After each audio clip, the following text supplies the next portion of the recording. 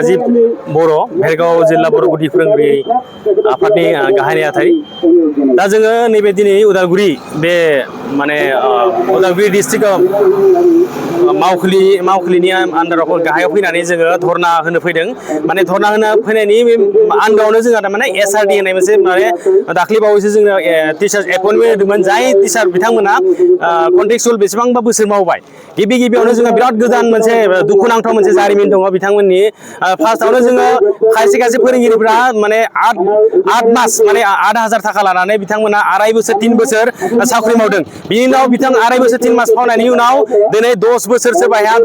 12 बोसोर सोरबाया 8 बोसोर बिथांमोना कन्ट्रेक्चुयेलाव मावदों दा बिथांमोना कन्ट्रेक्चुयेल मावनायनि उनाव बिथांमोननि दरमाया दिनै 45 जाबायमोन सोरनिबा 47 जाबायमोन दा थिग बेबायदि अबस्थायाबो जोंखौ माने आसाम सरकारा मोनसे थुनज्लायनानै मोनसे खैसार खालामनानै बिथांमोनखौ गावसोरनि दरमाखौ माने गारनानैब्लाबो फिन बिथांमोनखौ रेगुलार खालामगोन होननानै एसआरडि रिक्रुटमेन्टनि आन्दाराव मोनसे बिथांमोनखौ एपइन्टमेन्ट होनानै बिथांमोनखौहाय जाय बिथांमोना 45,000 मोनदोंमोन 47,000 मोनदोंमोन सोरबा 50नि खाथि सहैदोंमोन बिथांमोना दिनै 32,000 लानानै 30,000 लानानै फिन गोदान मोनसे जारनायखौ बिथांमोना खालामदोंमोन नाथाय बे खालामनानै बिथांमोना 6 मास बा 7 मास बिथांमोना ट्रेजारिनिफ्राय दिनैनि थारिखआव बिथांमोना साख्रि दरमा लागासिनो दङ नाथाय दिनै नैबे जुलाइ दानाव मोनसे ओरैबायदि खैफोद गोनां मोनसे खबर बिथांमोननियाव सफैबाय दा बे खैफोद गोनां बे खबरानो जोंनि साफ्रोमबो माने एसआरडिल' नङा जोंनि जाय बिथांमोना एसआरडिनि आन्दाराव रिक्रुटमेन्ट मोनदों बिथांमोनल' नङा जोंफोरबायदि जायफ्रानोखि दिनै रेगुलार मावगासिनो दङ बिथांमोननि गोसोआवबो मोनसे आघात फैदों मानोना एखे फोरोंगिरियानो दिनै ट्रेजारिनिफ्राय जोङो दरमाखौ मोनबाय थायो जायफोरा रेगुलार बिथांमोना ट्रेजारिनिफ्राय दरमाखौ मोनो नाथाय बिथांमोनखौ मोनसे गोदानै मोनसे माने फान्डनिफ्राय मोनसे गोदान मोनसे सर्सनिफ्राय बिथांमोनखौहाय माने दरमा होनो नागिरदों बेनो जाबाय SNA स्पर्स होनाय बे जाय बियो सेन्ट्रेलनि मोनसे स्किम होननानै जों मिथिदों आरो जाय स्किमनि दारै लायोब्ला माने उनफोराव माबा मोनसे गोब्राब जेंनायाव बिथांमोना भुगिनो नांगौ होननानै जोङो गिखांनाय फैदों साफ्रोमबो फोरोंगिरि समाजानो गिखांनाय फैदों बेनि थाखायनो जों दिनै जों बिथांमोनजोंहाय माने जिहेतु जों अरायबो खौसेयैनो जों खामानि मावो मोनसे हारिनिनो जोङो मोनसे फोरोंगिरि हानजा हिसाबै जों बिथांमोनजों लोगोसे जोङो बिथांमोननि दुखुआव दिनै दुखुखौ लाफानो फैदों आरो आसा खालामदों